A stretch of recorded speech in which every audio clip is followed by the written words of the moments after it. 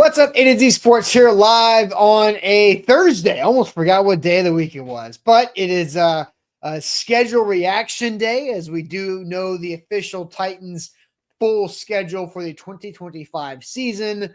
We knew one game yesterday on the show, and then Ryan and I predicted a couple things, and I got to say,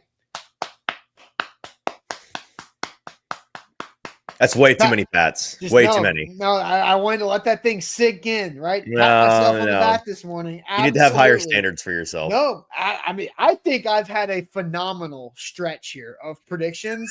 And so we'll talk more about that. This guy is smelling himself this morning. Wow. I smell great. Wow. Yeah.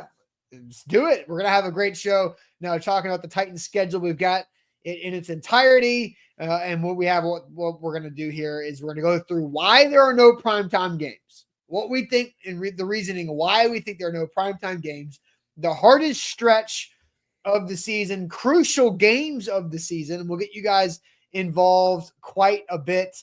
We have many questions for you guys to dive into here. And if we have time for it, we will do a little schedule prediction thing here. I didn't spank myself, Bork, you weirdo. I mean, come on. I'm just patting myself on the back. On the morning show, and Austin's just beating on himself immediately. Easy. Okay, we're going to have a good show here, and then we got trivia on the way out the door. So, Sam, you and I were Sam and I were texting when you were texting with Sam yesterday about stuff. But anyway, let's get into the show here on this Thursday. Easton, let's do it. Yeah, good morning. Hope everybody's having a great start to their Thursday. PGA Championship Thursday for those who enjoy the majors. Going to be an exciting weekend of golf, but we've got a great show for you this morning, reacting to a pretty interesting Titans schedule. So looking forward to diving into the schedule release reactions, schedule record predictions, all of the silly little things we do here in May to entertain ourselves. And listen, before I really do my job here, I just want to point out my least favorite thing about schedule reaction day is the people that are like, unpopular take, but I just don't get it with schedule release day. I don't understand the hype at all. First of all, it's not enough. Andrew Brent, Albert Breer, Andrew Brent. Who was it yesterday? I saw at least a dozen of them. So not singling out any one person, but the point is, it's not an unpopular opinion. It's a very popular opinion. Actually, a lot of people don't get it. But it's the NFL is king, baby. Like there's no week on the calendar that is more demonstrative of how the NFL can put anything on TV. They could televise paint and drying, and you would sit down on your couch and you would watch it because they own the Americans' consciousness and our attention. And frankly, we're happy to give it to them. This NFL schedule reaction release show, frankly, outrates the playoffs of some other major American sports. So that's just the way that it goes, buddy. Yeah. And I enjoy it. I think if you're too cool for schedule reaction, that's fine. Take the week off, but don't yuck anybody else's yum, because I enjoy finding out when certain teams are playing certain teams and getting excited in May about football that's not going to happen till the fall. So we're going to talk about that this morning, and we're not going to be too cool for it. We're going to have a good time talking about who the Titans are playing this fall. Before we get into any of that, though, you must like the show on Facebook, on YouTube. Hit that like button for us. It is the easiest way for you to be a friend of the show, to help us out this morning. Do us a solid, be a friend, hit that like button, and then jump into the comments with Coach Wills, Ashley, Z, Dean, Big Ten, Jeff, Ben, Danny, Malachi, some familiar names. Matthew, good morning to you all. Want to see you guys in there with those folks. Want to hear your thoughts on where the Titans get screwed. What are you most excited about? What's the biggest game on the calendar? What do you have circled? We're diving into all of it this morning, Austin. Yep, let's do it officially. Welcome into A to Z Sports here live on a Thursday. I'm Austin Stanley. He is Easton Freeze, our Titan reporter for A to Z Sports.com. We're Nashville's on-demand sports network, going live weekday mornings at 8 Central Time on Facebook, YouTube, and Twitch. Links to the show segment by segment on our Twitter X timeline. Hit us up on Instagram, TikTok, and Threads for more great Titans content. Also, a 5-star Google review. That would be fantastic if you could. Gotta thank our sponsors. They make it happen for us, and they help out all of you. Wilson County Hyundai, make them a part of your car buying process right there in Lebanon, online, WilsonCountyHyundai.com. The Bone and Joint Institute, boneandjointtn.org, the region's destination for comprehensive orthopedic and sports medicine care. Cost, as I have a shoulder injury now because of my patting myself on the back. And I go check out the Bone and Joint Institute. BartonDrury.com, Barton Drury Insurance Group, customized solutions for all of your insurance needs. They are online and local at BartonDrury.com. So, Easton, I was right. I have been on a heater about things that don't matter, and that is Cam Ward's jersey number being number one. Also, the Titans getting 0 primetime games. Those were my recent predictions. My Ostradamus, as somebody in the chat has called me. I nailed it. No primetime games for the Titans. That is the headliner on the morning of the schedule release. You and Jared Stillman, 2 peas in a pod, nailed that prediction yesterday. Do not say that ever again. It's what happened. You guys are clearly on the same mental wavelength.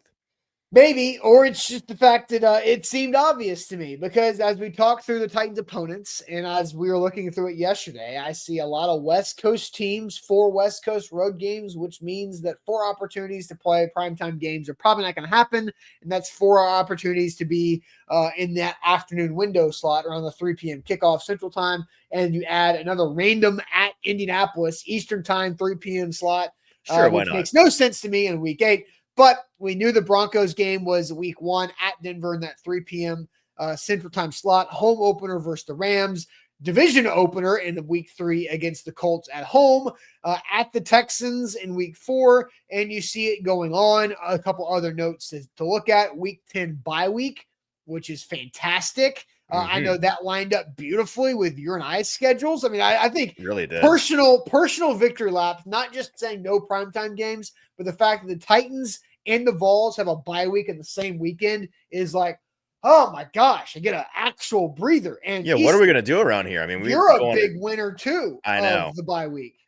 One of my best friends growing up is getting married this fall, and when I work in this business, you hear fall wedding, you're like, uh-oh. No. I'm not somebody that gets all mad about it. I had a fall wedding, by the way. So like it is what it is, but it is logistically difficult for us. Yeah. And I was like, well, I can't not go to this, but I sure hope this guy asked me to be in the wedding, because it's a way better excuse to get off work when you're in the wedding than to go to a wedding. And then he asked me, I'm like, okay, I'm good. Whatever it is, we'll figure it out. And then yesterday I found out, oh, it's the bye week. It's bye week. Don't worry about it. Huge. Massive. You got me all weekend, baby. I'm not gonna have to sit on my computer during the reception. Like, I'm gonna be locked in for the wedding because I got nothing else I have to pay attention to. It's gonna be great. So hilarious that happened for you, and I'm very grateful that the Vols and the Titans share a bye week. That hasn't happened, I don't think, ever since not since I've been doing this, which is where a lot of my time is in the fall. I wouldn't be surprised if it was ever. I mean, the Titans have only been here 6 years. It's happened before. You think so? Sure. Yeah, I mean, there's been some opportunities. Like, I don't want to get too far off on this tangent where like the Vols have had a bye week and the Titans have played like on a Monday night or something like that, where like the weekend was open, but this is like the weekend like fully open. And it's right there. A lot of people have Veterans Day, which is your birthday too, right? So Veterans Day weekend, kinda, which means that people might have extra time off. I mean, there's gonna be a lot of vacations. Veterans Day is my birthday, so it's also my birthday weekend. That's literally what I just said. So thanks for listening. Is it? Oh, I was reading the chat. I'm sorry. Well, I appreciate you knowing that about me. That's very kind. I will never forget it. That's what happens when you do payroll. And you just remember, especially when things line up like that. So, all right. So let's dive into this, Easton. No primetime games. I think a lot of people are complaining about that. A lot of people are confused. Cam Ward, the number 1 overall pick. Jordan Schultz was brought to tears on Twitter about this. I mean, yes, of course. Poor guy. Jordan Schultz is probably trying to just see if he can gain fans from the Titans and all that kind of stuff. Captain Virtue signaler. Yeah, just, sometimes you find the opportunity to gain an audience and you pander a little bit to gain some followers, and maybe Jordan Schultz did that. Maybe it worked. I don't know. But they did not get any primetime games. So let's just jump right into that. All right. Why? What's the biggest reason why the Titans didn't get any primetime games? And Easton, you wrote about this at AtoZSports.com last night. Of just because you have a rookie quarterback who is entertaining or highly anticipated doesn't mean you're going to get primetime games. So I'm curious to know what people in the chat think. why they didn't get any primetime games. I also want to know kind of your research on the rookie quarterback thing in the past as well. Yeah, so as the chat kind of chimes in here, we want to hear what y'all think about the biggest reason why the Titans did not get a primetime game. I think that there were a couple of reasons, and I'm not saying it has nothing to do with the fact that the Titans are the Titans. It definitely does, right? Like if they were the Giants, or even if they were the, I don't know, the Seahawks, like they would get a primetime game or two for having drafted Cam Ward number 1 overall. But history tells us, first of all, just off the top, the history of top quarterback picks is that the league schedule makers don't really care about you drafting a top quarterback when it comes to primetime games. They are more than happy to make you a bad team, and you are almost always a very bad team drafting a top quarterback. That's how you got there in the first place. They're happy to let you prove that you are an exciting watch and that you are worthy of national primetime attention. And that's why flexing exists, right? And they will if you are a Jaden Daniels on the Commanders last year, they will happily move you into primetime in the back part of the season, and that it'll be a great time. I'd be happy. But when you look at the past couple of years worth of top draft pick rookies, the only guy that's gotten more than 2 primetime games is Caleb Williams last year. He was the number 1 overall pick, which helps. But really, that has as much, if not more, I would argue more, to do with the fact that he plays for the Bears in Chicago. And the Bears forever and always, and they have had many of these years where they're just downright miserable, they're always going to get primetime attention, the same way that the Giants are on primetime 4 times or whatever it is this year.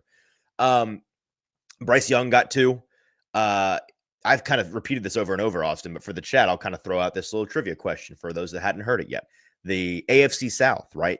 4 top 4 pick quarterbacks in the past half decade. You had Trevor Lawrence 1st overall, CJ Stroud 2nd overall, Anthony Richardson 4th overall, and now Cam Ward 1st overall. Those 4 quarterbacks on one of the 4 different teams in the division. How many collective primetime games do you think those 4 quarterbacks were assigned in their rookie year? I mean, in the rookie year. Yeah, in their rookie year. How many primetime games did those 4 rookies get total?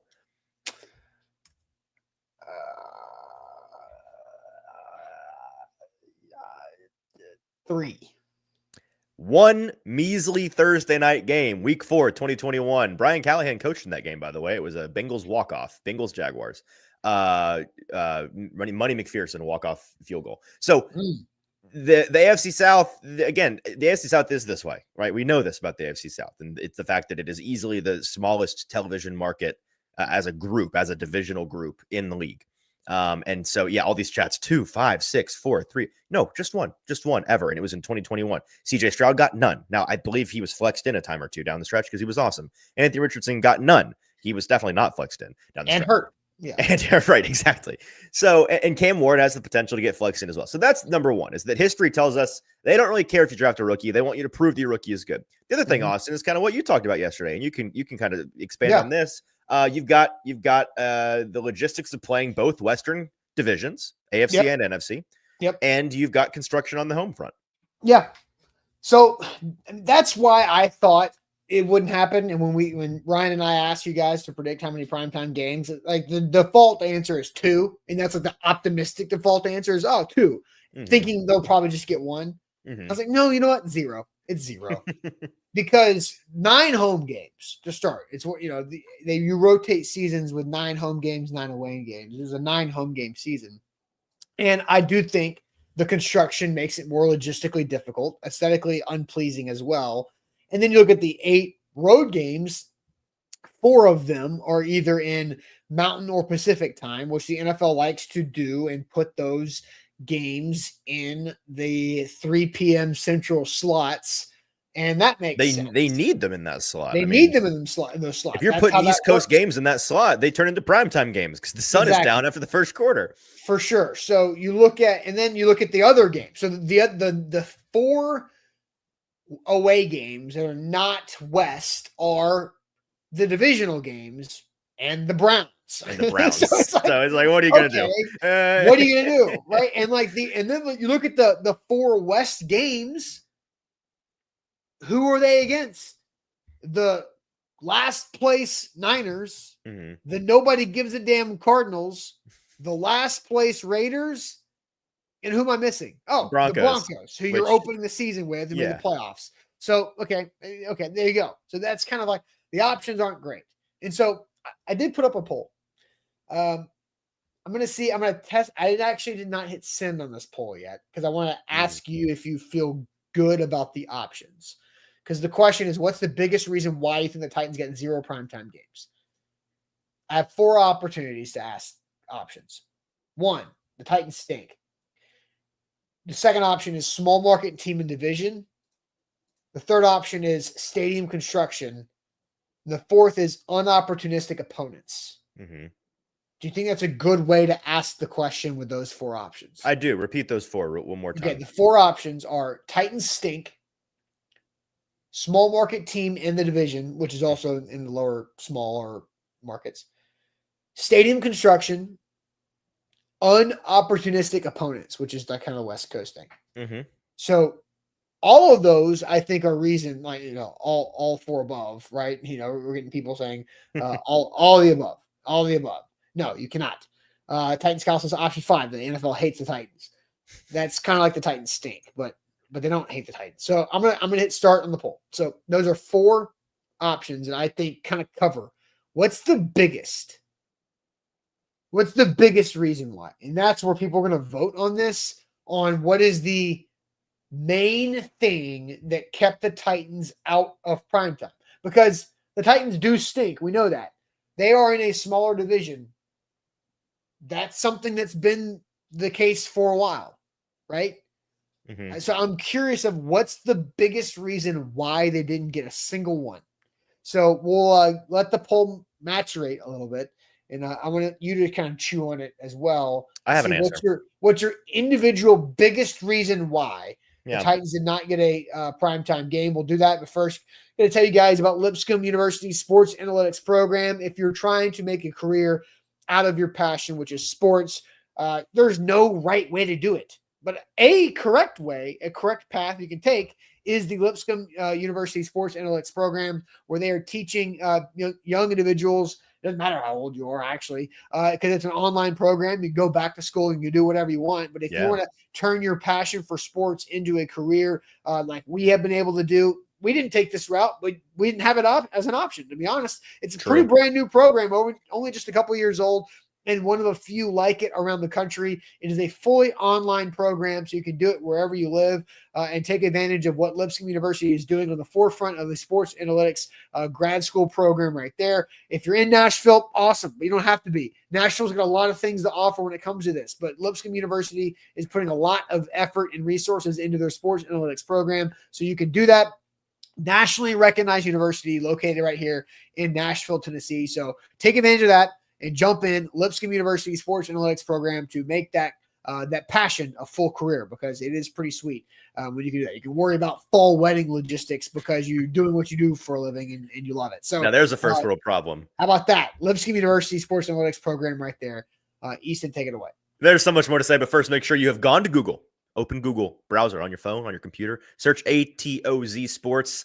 Leave a 5-star review for us on Google. It is extremely helpful, not just to the morning show, but for our website, the thing that makes us money, that allows us to be in this business. It is super duper helpful for our Google traffic. And we also really appreciate your feedback. So if you just want to be lazy and leave a 5-star, fine. Just leave the 5-star. You don't have to say anything. But if you have some thoughts for us, please leave them. We'd be happy to read them. We'd be happy to consider and implement them around here at A to Z Sports. We are a audience-driven company, website, show. We want to put together the content that you all appreciate the most. So let us know what you want, and we will be happy to provide it as long as it comes in the form of a 5-star Google review. All right, so Easton, I threw up the YouTube poll because the Titans get 0 primetime games. We're going to talk a lot about the rest of the schedule, the biggest stretch, crucial games on the schedule, and actually get into this. But the primetime games are the biggest talking point because the Titans get 0 of them. Mm-hmm. And what's the biggest reason why? So my 4 options on the YouTube poll that I have: 1, the Titans stink. 2, it's a small market team and a smaller market division. Third option is the stadium construction, taking it away from any of the home game opportunities. And the fourth option is the unopportunistic opponents, which is the West Coast divisions that allow for more 3 p.m. Central kicks. So, Easton, you said you have your answer. I do. Do you want to give your answer before I give the poll results? No, I'm curious what the poll says first. All right. So again, youngish poll, 3 minutes, 4 minutes old. So the poll can move. It goes in descending order. The most votes. Titans Interesting. At 45%. Hmm. Small market team in division, 36%. Stadium construction, 10%. Unopportunistic opponents, 9%. So wow. It's still moving around, but 45%. I'm glad I asked for you first because it makes my answer interesting. Okay, because 45% the Titans stink is why they didn't get it. People are dead wrong. I think people are dead wrong about this. I think that 2 of these answers are acceptable and clearly the more impact, because again, all 4 of these things are all reasons why they aren't getting primetime games. But the 2 that I think matter the most these are the smoothie ingredients. But they what are the main, like a lot of stuff goes in the smoothie, but what is the smoothie's name on the board? Right? Sure. Is it a strawberry banana smoothie that also has like peanut butter and coconut water and pineapple, like all that other stuff, right? The contenders for the name on the board are the inopportunistic opponents and the small market and a small market division. And my ultimate answer is, I think the primary reason why they did not get a primetime game is the inopportunistic opponents, the least popular answer on the poll. Yeah. The bottom line is, I don't think the Titans stinking have anything to do with it. It has something, but I don't think it's the reason. When the Dallas Cowboys have the second most primetime games in the entire NFL. Bingo. Right. Does how good your team is matter to them a little bit? Yes. It's more an obligation from the NFL schedule makers. They feel obligated if your team is good. Well, we can't screw this, what's a small market good team? Like the Bills for a long time now, they become more nationally relevant, but the Chiefs. Yeah, also a team that has become way more nationally relevant. But yes, when those teams were good and small markets, it was like, well, this is a team that's going to win their division and maybe win 12 games this year. We have to put them in prime time. The Bengals are a good option. Sure. Yeah, exactly. They feel obligated to do that, but it's not because they, in the goodness of their heart, really want those guys on TV. It's because they think that they'll do good ratings. It's about the ratings, not about them earning it or deserving it. Yep. I don't think that has anything to do with it. I think the primary driver of the Titans getting less primetime games forever and always is obviously the market size, because again, that's all that matters to the schedule makers really is the market size and the ratings that it will drive. And I think as inclined as they are to screw the Titans on the number of primetime games, when you pick the first overall quarterback, like the number 1 pick, they are inclined to we got to give him one, right? We got to give him one. And people went back and I forget what the answer is. It's was it Cam Newton was the last number 1 overall quarterback that didn't get a primetime game, I think in 2012 or something like that. Really? Fact check me on that because I didn't look that up. I read it on Twitter. So everything on Twitter is true. But that sounds right. Typically when you're the first overall quarterback, you get a game. And the schedule makers this year were probably thinking, we got to give the Titans a game. But as we laid out, when you go through the schedule, it's just, man, if they were playing the AFC East instead of the AFC West, right? If they were playing the NFC North instead of the NFC West, it probably would have been different. And there are some last place teams in other divisions that you could talk yourself into primetime worthy selections as well. But instead you draw the Browns, right? I just don't think in the Saints. Right. It's exactly the 3 teams that don't have any primetime games. Right. The other 2 on your schedule. Exactly. Those are the 2 that the league really didn't want in primetime as well. So there's just not. Titans Niners you could talk yourself into because Niners are kind of a phony last place team, but you just don't know what either team's going to be by then. Just traded away Debo. Like the Niners are going through transition. Like the NFL is like, we don't trust the Niners right now. Well, Vegas trusts the Niners because they're the favorite to win their division somehow. Yeah. But that's because you can make money off of it. Yeah, but they're clearly they're a phony last place team when it comes, like they're not the Browns in the States, obviously, both in terms of how good the team is and in terms of the television ratings you could get.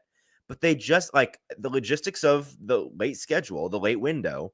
Every year, by the way, there are certain Sundays we complain. It's like, oh, only 3 games in the late window.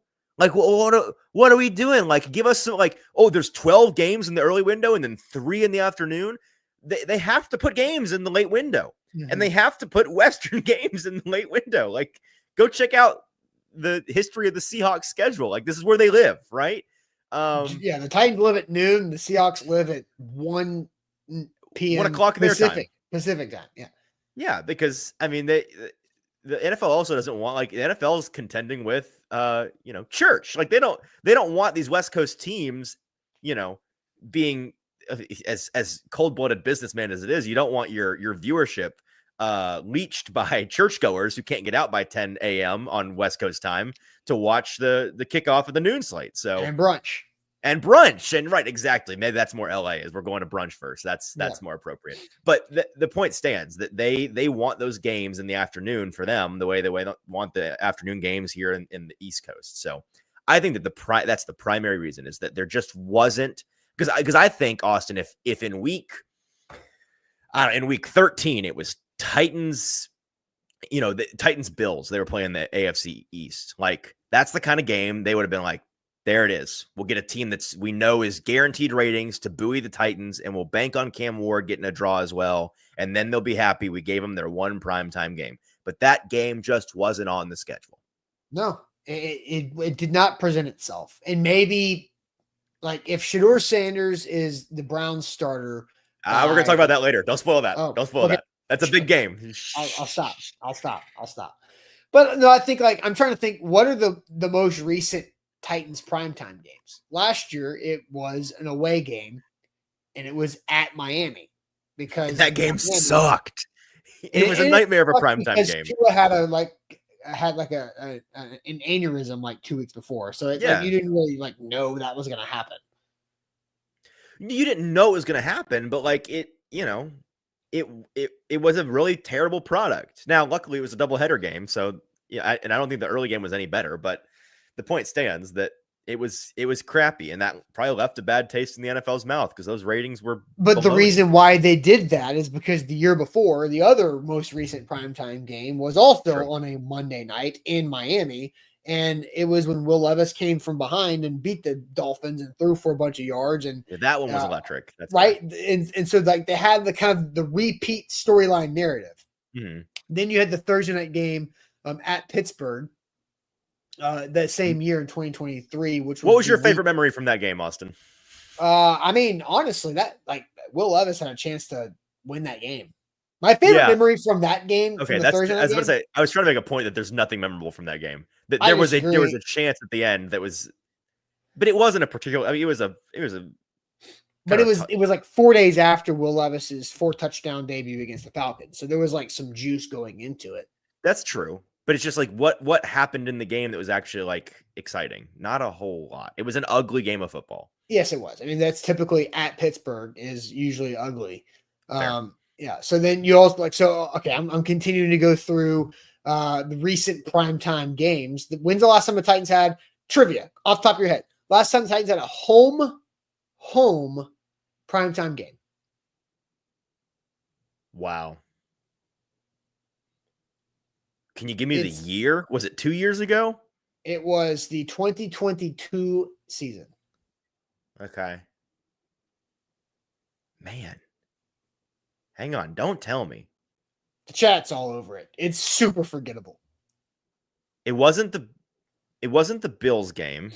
Was it the Bills game? No. The last Bills game was in the daytime. What? Oh. I'm not remembering it because the whole freaking Titans team didn't play, right? Exactly. Titans Home Cowboys. Versus the Cowboys. Yeah. Well, I talk about a baloney game. Yeah. Nonsense. The game I was there and I don't even remember it.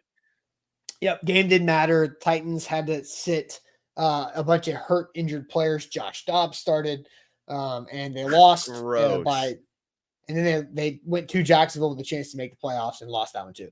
But that was in 2022. They had 3 primetime games. They had that one on Thursday night at home. The last good moment, which was when they beat Green Bay to get to 7-3 before they fell apart and Todd Downing DUI What a magical night that was. And then week 2 at Buffalo when they got their heads caved in 41-7. Yeah. So so to my topic that I brought up, Year before that was the Rams game. That Rams game was fun. Sorry, I'm just remembering primetime games now. That was the Kevin Byard interception game. That was also at LA. That was away still. Yeah. That was in 2021. Right. So in review, in the last 3 seasons, they've had 2 primetime games that were worth any remembrance. The Dolphins come back and the Rams game on the road. Well, you have to continue to go further back. That was 3 years? 4 seasons ago. Oh, excuse me. Yeah, time good flies, point. Man. Time flies. Jeez. So, the point being, the Titans, even when they were good, had to have the opponent be attractive enough to have a primetime game. And so I think when you look at the schedule and you look at the home opponents, let me see if I can pull up the yesterday's graphic from my email. Because that kind of shows you a little bit more of what we're talking about here. The home opponents were more attractive this year than the road opponents. Mm-hmm. Right? Like the Chiefs, the Rams, the Chargers, and Seahawks maybe a little bit. Like I could see the Patriots with Vrabel could be a good. That could be a good like Monday night, September Monday night game. I mean, I thought that was the game they would have. I thought they were going to get a primetime game and it was going to be that one. Because it's got to be storyline driven, right? Yep. They've done the Chiefs they've done the Chiefs on primetime before. The Rams, you could say, could work on primetime. Like those home. So that's why I think it's a tough poll to pick your biggest reason why. Mm-hmm. Because I think my actual answer is going to go towards yours is the unopportunistic schedule and the opponents. I think I kind of build backwards of where the chat went. The chat went 48% Titan stake, 37% small market team, 9% stadium construction, and unopportunistic opponents at 6%. I think it's the opposite. I do too. Too. The Titans stink. The Falcons have 5. What? The Dolphins have 5. What? Yeah, I know. So in the Falcons' defense, the Falcons don't think the Falcons stink. The Falcons think the Falcons are very good. That's fine, but there's the league no proof believes of it. them for some reason. There's no proof of it. Yeah. So that's where I think we're at here. Now I think MB's onto something. I like this. Why are fans obsessed with primetime games? I don't care. I do not care. Because they're awesome. I don't like primetime games. They mean nothing to me. Is that because do you not like them as a fan or do you not like them as a person? They are inconvenient to me. Yes. In our line of work, they are inconvenient, of course. I just think they are so overrated. Primetime games are overrated. Why did primetime games become I don't know, man. Because there's only 2 games on TV on Sunday and then a Monday night game and a Sunday night game that's on. Every game's on TV now. So primetime games are no longer super special because you can watch everything now. Sure. I mean, prime time is prime time because everybody's available to watch. You're at home and you're not working. But everybody's available to watch every game. It's not like people that have some. Yeah, I mean, I get what you're saying. My point is, like back in my day, Easton, like that's not how it was. Tell me about the war, Grandpa.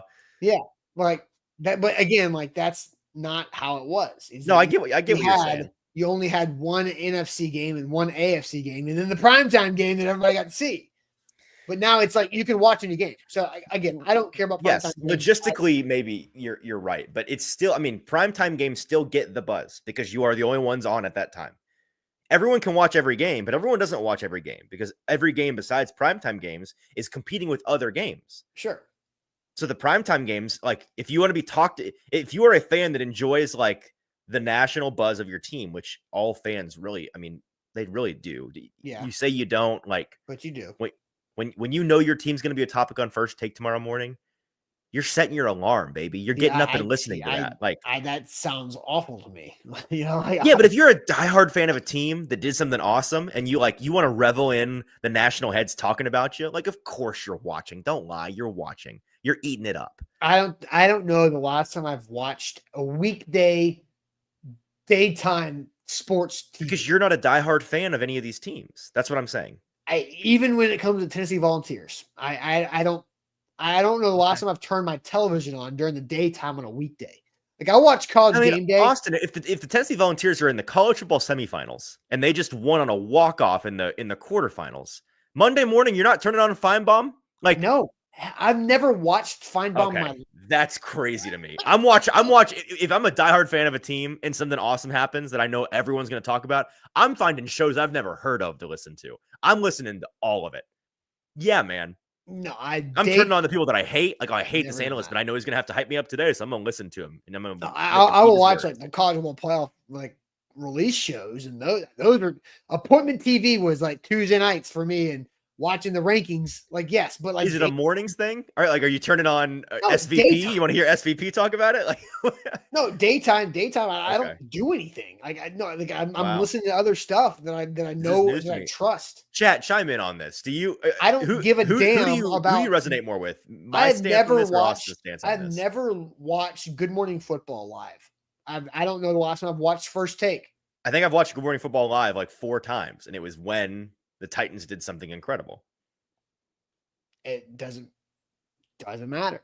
Again, it does matter to diehard fans. I think. Maybe I'm wrong. I'm reading the chat here. So people, this is clearly an opinionated topic because there are some people that side with you, but there are many people that side with me. So I don't know. Orlando just says I hate football. I don't hate football. I just and I think I'm also doing other things. As Jay is probably correct. I don't have time to just turn on the TV. Like, I'm busy. I don't. Anyways, how did we get here? What were we talking about? Because I don't care about primetime games, and that's why I think primetime games are basically a popularity contest and how the NFL thinks you'll do on TV. Well, that's the audience you'll bring in, because it doesn't matter what if the NFL thinks you're good or not, because we've seen 11 total primetime games with the Cowboys and the Falcons, and they are not like great teams or good teams. Arguably, they're just. I don't know. The Falcons thing, I don't understand. I don't understand why the Falcons have five primetime games. I don't understand it. So it doesn't make sense. Different strokes for different folks. But Justin is, I'm all over this with Justin. If it has anything to do with talking about the Titans, I'm trying to listen or watch. I think that's how a large subset of fans feel about media coverage of the team. And to round it all out with a bow, you get that kind of buzz when you play in prime time. No matter what, the Sunday night football game is going to be talked about on Monday morning. Nick, then why are we discussing primetime games? It doesn't matter, Austin, because it's polarizing, and that makes for good conversation. And I know that I don't care, but you guys care, so that's why we talk about it, because it's not about what I care about. I do think that late afternoon window games are underrated. Like, I love the late after. Give me noon all day long. Give me noon. If you sign me up for 17 noon games. I don't want all late afternoon games, but it's always disappointing to me when there are none. Like, late afternoon games rock because, again, if you are a fan of the league broadly, then it's super cool. You get to, because one of the things that I hate the most, again, maybe this is just because I'm such a universal fan, like I'm Rob Lowe with my NFL hat on. I'm sure some folks care about the Titans and nothing else in the NFL, and that's fine. And this won't resonate with them at all. But for somebody that wants to know about everything going on in the league, I get FOMO sometimes when there's 12 games on at noon, and I'm like dialed into the Titans, one, because it's my job, but I get like that. It's like when I have the noon slate off and I can dive into Red Zone and go quad box or whatever and really absorb all the other games. I love it. It's freeing to me. And then the late afternoon games, you're up against what? 3 other games, 4 other games tops. Mm-hmm. Okay, fine. is relaxing to me, somebody that wants to know all of the things going on. And when I know the Titans are one of 12 games at noon, it kind of freaks me out. Yeah, you feel like you're overstimulated and you can't get to everything. Like, yeah, I get what you're saying on that one. Yeah. All right, let's move our conversation along because we've got 3 other topics to get to, questions to ask you guys. We spent so much time on the primetime stuff that they had 0 of them, and we spent 40 minutes on it. So could have gone an hour if we really wanted to. Yeah, right. Let's start with this. Let's just open it up. What do you like most about the Titans schedule? What do you like most about the Titans schedule? By the way, if you like the Titans schedule, I think it's a good schedule, to be honest. We haven't talked about that yet, but lock in, like the show. King VC says, like the show. What do you like most about the Titans schedule?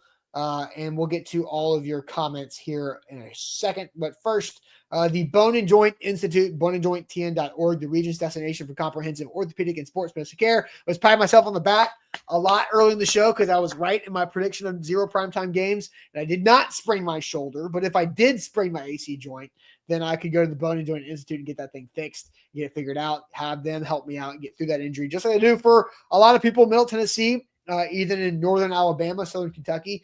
They've helped me out in the past for a couple issues, a little knee tendonitis last year. Last year, I was going through some physical therapy last May, got back, got right. But they can help you out, boneandjointtn.org. There's so much more to say, but first, make sure you've liked the show and left a 5-star Google review for us. Those are the easiest ways for you to help us out, so we appreciate it. All right. What do you like most about this schedule, Easton? What do you like most about this schedule? What are you seeing from the chat? I see some bye weeks talking about. I'll just throw the schedule up there. So you was about to say, do we have it? There it is. Yep, there we are. So what do you like most? What are you seeing from the chat? I am seeing Damian says weeks 9 through 13. I believe that is when the Titans have the entire month of November at home. Don't have to leave. So that's right. A nice thing for them. Ashley likes that there are more home games later in the schedule. Joshua likes that there's no international games and the later bye. Ira Hoshi thinks the meat of the season, the middle of the season, is the best. Jerry Lowe says that he thinks it's a winnable schedule, and that's what he likes. Week 10 bye is great timing, according to Bustin' Diamond. Let's see. I see a lot of week 10 buys. A lot of bye love. Yep. Week 10 bye is perfect. They've been sitting week 5. They had like a week 4 bye. Well, it's been the extremes. They had, I think that the past 3 buys have been week 13, week 6, and week 5. So it's been on the polar opposites. Week 10 is it's 9 games by week, 8 games. It's a split down the middle. So that is perfectly placed. I agree with a lot. And if you have no Thursday night game where you don't have a mini bye on the other side of it, then having it right smack dab as close to the middle as you can is pretty nice. 100%. So I'm seeing that a lot. I'm seeing a lot of talk about that over a month's worth, 5 straight game weeks worth of being at home in the middle of November. You know what I like that hasn't been mentioned, or I haven't seen it at least. Okay. The space between division opponents. Good point. Yeah. No back-to-back or no 3-game turnarounds. Yep. Because you've got 4 games between the Colts games, 4 games between the Jags games, and 5 games and a bye week. 6 weeks, yeah. 6 weeks between the Texans game. I like that. I hate the 2 games in 3 weeks or 2 games in 4 weeks, quick turnaround. I like how they space those out quite a bit. It's nice. I agree. I do prefer a backloaded divisional schedule. I don't love that 2 of your September games are divisional games, but them's the break sometimes. So that's kind of a downside. You know what? I said this yesterday with Ryan. I like getting the Colts early because I think the Colts stink. And agreed. That's a winnable game early, especially at home. I do think it's weird that you only have 1 divisional game in. Is only week 13. Is that December? It is not. It's the last week of November, I believe. So 1 divisional game in December or later. That's weird. Yeah. One in January. Yeah. No, so 0 in December. Yeah. I don't like that. Well, I would prefer them to be some divisional games in there. But it is what it is. I mean, that opens you up to, because playing divisional games then obviously matters for divisional rankings, but it also in the AFC South is a bit of insurance for away games. Like typically it's like, well, if you're going to be away, at least it's in a dome in Houston or in a dome in Indianapolis or in the nice weather in Jacksonville. Yeah. Instead, when this happens, you get December game in Cleveland, which is always a mystery box. Hey, I'll take January in Jacksonville. That works. Sure. I mean, then that's the Titans tend to do that. So that's fine. I'm sure they're perfectly fine with that. So, Easton, what do you like most? You got anything that stands out? Yeah, I mean, I think the obvious answer has been hit, right? I like that home stand in the middle. They do have a 3-week road trip that you kind of that's the payoff for being able to be at home for 5 straight weeks. But I mean, that is to not have to leave for 5 weeks is a big deal. That is, and to have the buy in there, like that's a restorative time for these guys, especially with as many West Coast trips as they're getting. So, they have those 5 3 p.m. games, which are all indicative of the West Coast games. 4 of them are on the front end of the schedule before the bye. And so they're kind of getting that weary travel out of the way early, a lot of it, which I think is a nice thing for the stamina of the team throughout the season. So nothing super revolutionary, but I think that's an interesting little tidbit. All right. What's the hardest stretch of the season? I think that's the next topic here. What's the hardest stretch of the season? Yeah. I have an answer. Do you have an answer? No, go for it. Well, I do, but I'll let you go first. Well, throw the schedule back up there real quick. Okay. I got 2 schedule graphics. You want to go to the new one? Sure. Yeah, let's wear them out. All right. Oh, yeah, look at that. I think that the hardest stretch of the schedule is September. I think that I don't think there's a month more difficult for the Titans than September is, which is a bummer because it's out of the gate and it's going to be a trial by fire for Cam Ward. But the Broncos are, I mean, for my money, I think that they're the best defense in the entire league. And I think they only got better this offseason. So that's going to be a nightmarish start for Cam Ward. If he looks serviceable in that game against the Monstars on that defensive unit, I'm going to probably come on the show on Monday and say some irresponsible things. I'm expecting that to go poorly because I think it's going to go poorly for a lot of very good veteran quarterbacks against that. I think Patrick Mahomes is going to struggle against that unit. Yeah. So that's tough. And then the Rams also a young defense that came on strong, finished the year, I believe, 5th in the league defensively. And the defensive front in particular is going to be a massive test for the Titans offensive line. Little bit of a scheduling tidbit to kind of highlight in your minds is the fact that the Texans play the Rams defensive front in week 1. The Titans get them in week 2. I think that is going to be a pretty nice baseline to compare the Titans and the Texans offensive lines. The Texans offensive line, obviously, big changes this offseason. Pretty gross looking, to be honest with you. I'm not sure what the plan is. I expect them to get tore up by the Rams defensive front in week 1. And then the Titans offensive line on paper should be much improved, but that'll be their first big test, man, is whether or not they can hold off the Rams in week 2.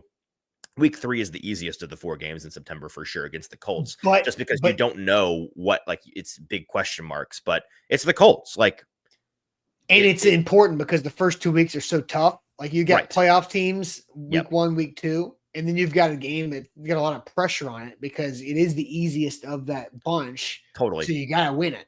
Yep. You nailed it. This is what I was going to say is that there's a decent chance you're going into this game 0-2 and the pressure is on. And then week 4 at Houston. I mean, it's the most emotional game for Miss Amy every year. And if you think that it doesn't create some tightness in that building, you're wrong. I mean, we heard all about last year when they won that game in Houston. You heard the locker room speech. You heard Jeff Simmons talk about what it meant for Miss Amy. And you saw the smile on Brian Callahan's face afterwards and the relief in that room because they got Miss Amy the win that she wanted so badly in a season that was otherwise lost. That game comes early this year, and there's a chance you're staring down the barrel of 0-4 if you lose that game. So I just think September is a freaking gauntlet, man. And then after that, it lightens up, and it's not the worst schedule in the world. But I think September is really difficult, and it's going to be pretty telling for this team to see how they handle it. September's tough. October gives you an opportunity to catch up, but you've got 3 road games. Yep. At Arizona, at Vegas, home versus Mike Vrabel, the Patriots, and then at Indy. So it's like you've the first 8 games you're trying to just wade through, get through. I think it does lighten up towards the end, but like I don't know what the Niners are going to be late. October is the month of 3 p.m. games, by the way. Only 1 noon game that month. That's right, and that's the Pats Patriots one, right? game. Yeah. Weird. Such a weird schedule. We need Nick Suss is perfect for this. We need Nick Suss to find the last time the Titans played at 3 p.m. 3 times in a month. I'm not sure it's ever happened. Probably not. Mr. Robinson says 3-8 at the bye week. Show me 11 games before week 10. Mr. Robinson, check your math on that one, big dog. Dude. That's not how that works. You think he means 3 and 7 or 2 and 8? I think he means 3 and 6, but somehow he hit 8 instead of 6. He just went 6, 7, 8. I don't know. But I'm doing the math now wrong. Dadgummit. Yeah, there's right? 9 games. Whoops. He had 2 too many games. That's not way great. Off. He goes, I deleted it. Not on our side. Look, so what's the most? Because I think everybody agrees the first 4 weeks is crazy tough because it's 3 playoff teams and your division home opener with the Colts, and so you got to beat the Colts if you're going to just survive. So what's the most crucial? I know you have crucial games on here that you want to talk about. I started to bring up one of them, and you're like, hey, don't spoil that one. So I'll let you kind of empty your notebook here now as we get closer to our trivia. Yeah, I think that there are five highlight games, and I wrote about them at A to Z Sports yesterday. The first 2 are the first 2, and I just kind of laid out why that they're such a big deal. That Rams game and that Broncos game are such a brutal test for a team out of the gate that is uncertain, frankly. The next game that is obvious, and if we ask the question, what's the most crucial game on the schedule, you would all answer week 7 against the Patriots for the most obvious reasons ever. I don't have to sit here and explain why Mike Vrabel coming back to town with a young franchise quarterback and a revamped team in free agency. Speaking of games that are going to get tight, week 4 with the Miss Amy thing is going to get tight. Week 7, things are going to get tight, brother. It is what it is. I'm not trying to rip on Miss Amy or the ownership group. But I don't even blame them necessarily. If I was an owner, I'd probably be the exact same way, because when you're an owner of a team, you're emotional about your team. You're rooting for your team. And when there are grudge matches, when old flames come back to town and sometimes come back to bite you, that stinks. So I too would be emotionally charged over those things. And I think that, the Mike Vrabel rematch, the guy that she herself decided to somewhat controversially, rather controversially, frankly, fire. If he comes back and embarrasses you, it's going to be embarrassing for her. And Brian Callahan and company are going to want nothing more than to prevent that from happening, because if the owner is embarrassed, bad things happen for everybody. So that's the third really important game to me on the schedule. And then the other 2 are potential fellow rookie quarterback matchups, which are always exciting. You've got the Saints in week 17 and the Browns in week 14. But it's really difficult to say who's going to be playing quarterback for either of these teams by December or September or whenever, or October. No, November and December. Those are the months. The way I feel about Shedeur Sanders, I think he'll be starting for the Browns by week 14. And I think that'll be, that might be that might be the worst flexed game of all time, because those 2 teams might suck on the record sheet. But if you get Cam versus Shedeur, we just saw what 5th rounder Shedeur Sanders did for ratings the past month since the draft. He's a 5th rounder. He has still dominated the ratings. The only thing Cam Ward's dominated is talk show topics of why aren't we talking about Cam Ward. They've done more talking about why we're not talking about Cam Ward than actually talking about Cam Ward. So those 2 facing off in week 14, wouldn't be surprised if those 2 teams' collective win percentage is 0.38 and they're somehow shoehorning them into prime time, because it'll be a crazy narrative game. And then week 17 against the Saints, QB3 plays for that team. Are you going to see a Cam Ward Tyler Shuck match up in that one? That is an interesting one. And by that point, what is Shuck? He's a 26-year-old already. Has he claimed the mantle of the starting quarterback in New Orleans? Does he look like a steal in the 2nd round when the Titans took Cam Ward 1st overall? Maybe Cam Ward's struggling by then. Who knows? I think that will be an interesting one as well. So those are the games I kind of have highlighted: Saints, Browns, Patriots, Rams, and Broncos. This wasn't on our sheet to ask anybody, but how many wins are just on this schedule. Like, and I'm not saying go through win. I'm not trying to tie anybody to because I have less of a feel this year on a win-loss situation than I agreed. Ever have. Like last year, I felt good going through week by week on this reaction show. I have no clue, because like the teams that you think are beatable are, Jags, Browns, Saints, but those games are so late that I have no idea. Like the Colts toss up, Cardinals toss up, Raiders, I don't know. Like there's so much, like I have no clue. Well, I think what makes it so difficult this year in particular is that most years you have a baseline to go off of with the previous year. And it's like, well, okay, last year they won 9 games. So do I think they're going to be a little bit better than a 9-win team or a little bit worse than a 9-win team? And that informs your decisions. Right now, they were the worst team in football last year.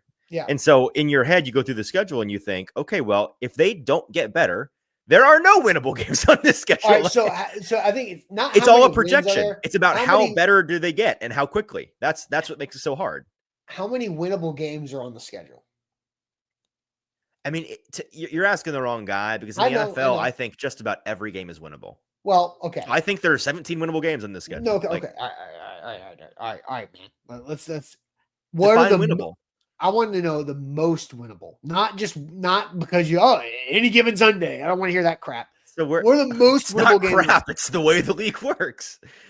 What are the most winnable games currently at first glance? Like I think week 1 at the Broncos is winnable because it's week 1 with Cam Ward. There's they don't know what to expect. There is no data.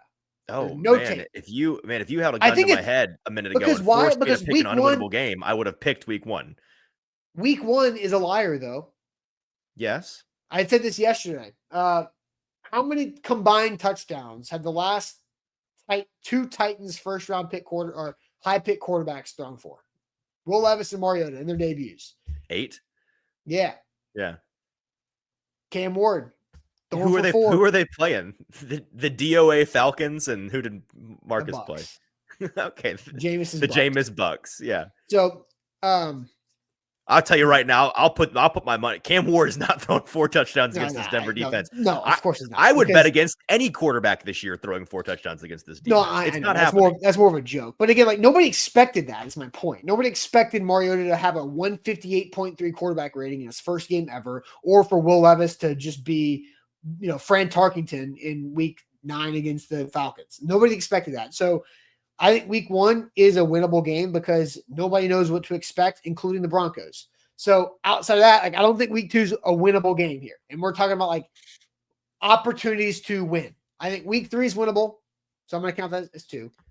I think you can get 1 of week 5 or 6. So I'm going to say 3. Week 7 is winnable. Week 8 is winnable. So now I'm at 5, right? Both Jags games, 7. Browns, Saints, I think 9. I think 9 are like winnable games. Yeah, I mean the way that I would do it. They're not going to win all of them. Duh. I'm not saying 9 and whatever. Again, my definition of winnable is very different from yours. I think that they have way more than 9 winnable games. I throw it back up there. The only games that I think are close to unwinnable are, and I can't believe we disagree on week 1. I think week 1 is week 1 would be a shocker. If the Broncos were anywhere else on the schedule, it would not be on my winnable list. I hear what you're saying. I just really don't care. If the Rams were, if you flip flop the Rams and Broncos, then I would say the Rams are winnable. Yeah, I think that you're giving way too much weight to the voodoo of week 1. You're giving way too much weight because that's how silly. Step back and think about it. Happens every year. How silly that is. That if the Broncos were 1 week later, then there's no chance they win. But because it's 1 week before, week 1 is a liar. Week 1 is weird, and there's no data on Cam Ward. They like preseason. They're just going to go out there and fling it around, see what happens. And that is something. There's something to that. And I think that it's a game that can be won. Because I think all these games can be won, but that's not what I'm expecting. So, yeah, I think throw it back up again. I think the Broncos game is close to unwinnable. I hate the word unwinnable. I think the Broncos game would be a shocker. I think that the Chiefs game would be a shocker because getting them later is nice, but week 16 is about when they tend to start like peaking. Yeah. So they're ramping up. It's post Chiefs shenanigans season. You didn't catch them during their weird stuff. Yeah, they've stopped playing with their food. Right, exactly. So that one's difficult. I mean, I think the Niners in week 15 is going to be a really difficult one because I think by then they'll be proven to be a very good team. Or they'll be all hurt. That's true. It's either going to be unwinnable or extremely winnable. You're totally right. I think week 9 is going to be a really difficult one because I think the Chargers are going to rock this year. I find that one really difficult. So those are the only 3. And then I'll lump in week 2, but the Stafford and the Rams are the type to also start slow. So I'm actually not going to. I'm going to say the only 3 games that I'd be really shocked at this point if they won are week 1, week 15, and week 16. Every other game, I think. Now, in terms of like odds, I'd say, odds are you if you win half your division games, you feel good. So there's 3. The AFC West games, you feel good if you win 2. So there's 5. NFC West games, you feel good if you win 2. I think that that's a weaker division to me. So you could win 3. So there's 7 or 8. And then between the last place teams you got, which would be the Browns, the Saints, and who else? Who am I missing here? Patriots. Yeah. Browns, Saints, and Patriots. You hope to win 2 of those, if not 3 of them. So all right. How many games will the Titans be favored in? All right, let's go week by week. Week 1, we already know that I think they're a full touchdown underdog. Week 2, definitely underdog. Week 3, they might be favored. Yeah. So there's 1. Week 4, they won't be. Week 5, right. Week 5 on the road, they won't be. Week 6 on the road, they won't be. Week 7 at home, unless they start terrible, they're not going to be. I think the Patriots will be favored. I think so too. Week 8 on the road, not favored. Chargers will be a road favorite. Texans will probably be a road favorite by week 11. Seahawks, maybe. By week 12, at home, that's a maybe. So but like those are going to be the initial odds for every game. I'm not talking about like in real time. I'm talking about now. Oh, now? Oh, there's the two. Week 3 and week 17 are the only ones that they're going to be favored in. And honestly, it may only be week 17.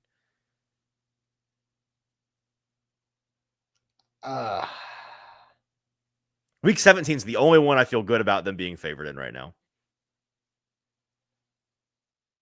I mean, do you feel good? I saw, what was it? Yes, the Colts play the Dolphins in week 1, and the Colts are the 5 primetime game Dolphins. The Colts are favored by 1.5. Where is it? That's a good question. I'll look it up. I would assume in Indianapolis, but yeah. I think they're probably going to be favored in 2 games.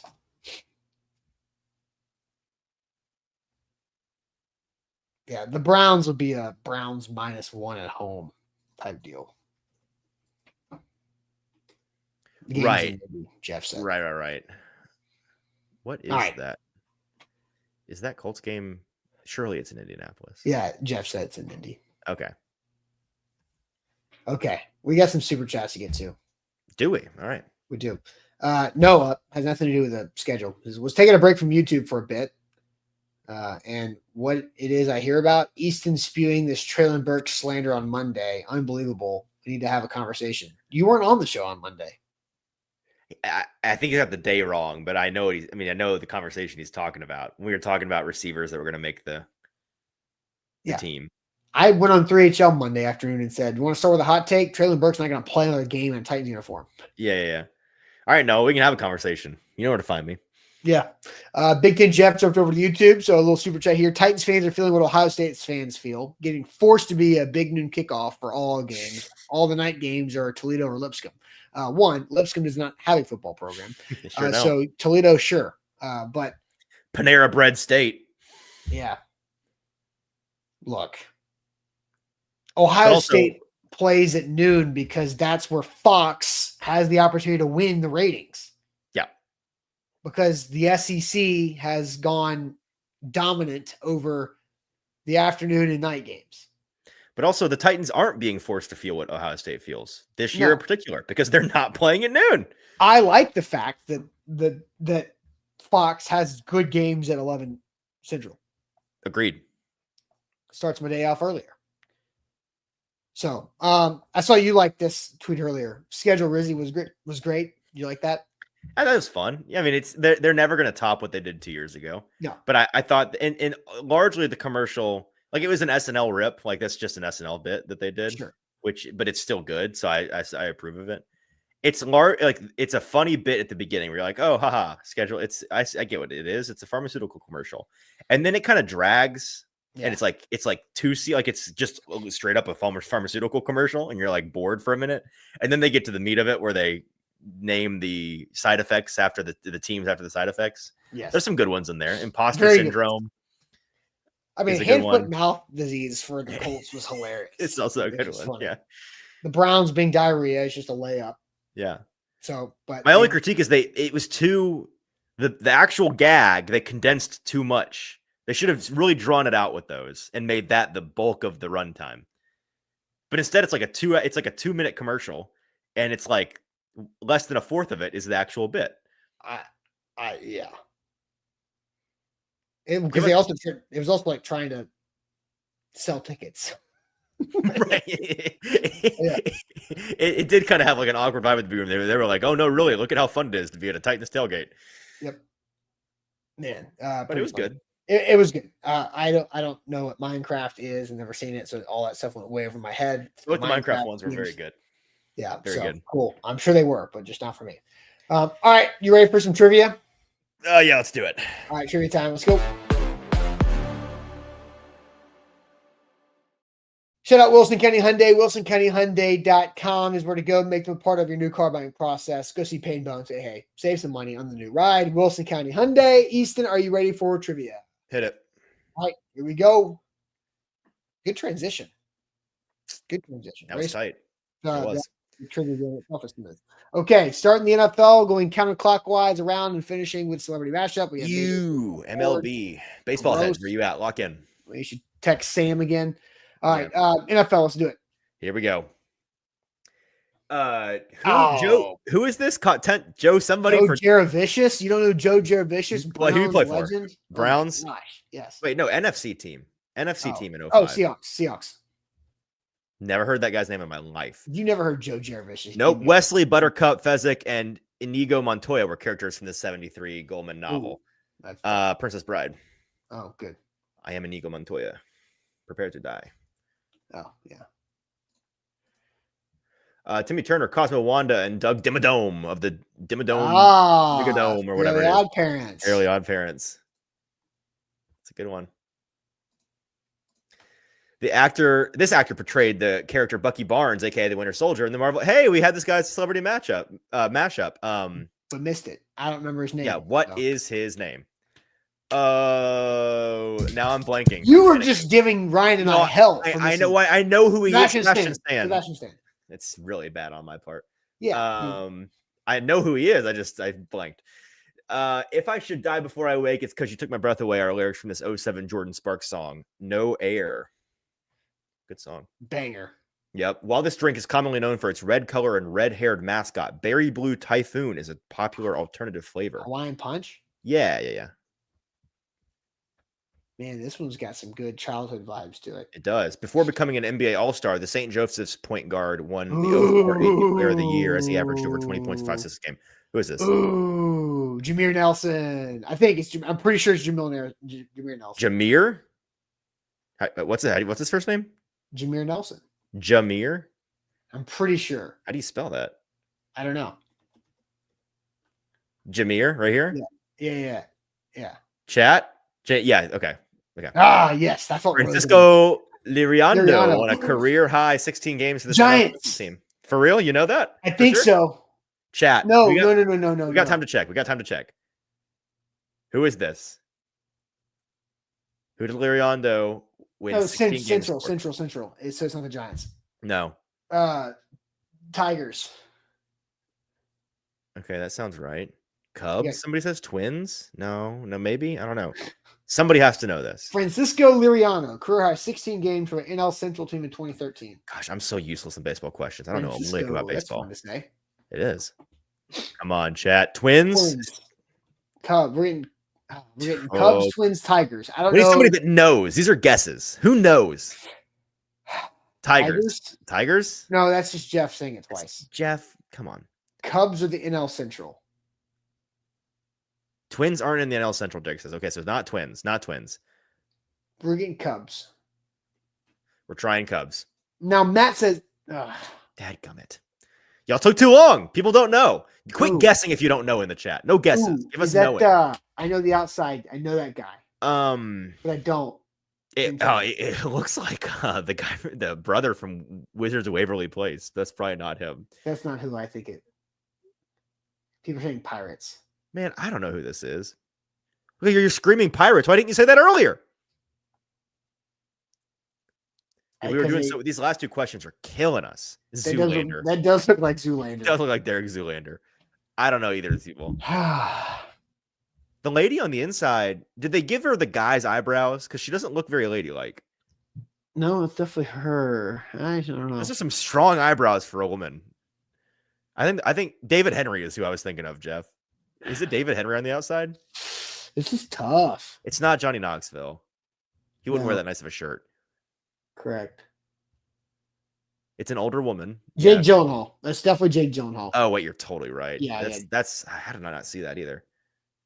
Somebody said Megan Fox. Kate Winslet? An older Kate Winslet, maybe? This is the right eye color for Kate Winslet, I think.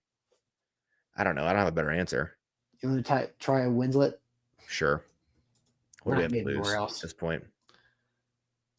Hey, we got it. Hey! So what was the answer? Pittsburgh Pirates. We have habitually too many when we get to the baseball question, which hand up, we are useless on. If you don't know the answer, don't guess. See, I actually know who Francisco Liriano is. Player. I know nothing about the teams or the timelines. Your guess is out of here on the baseball. Yeah. Especially if you're guessing if you're guessing teams that aren't even in the division we're talking about, then you know as little as we do. So shut your mouth. You're just throwing out teams. I need the guesses to at least be in the division. 4.5 minutes. We used our double dip, but we got it all right.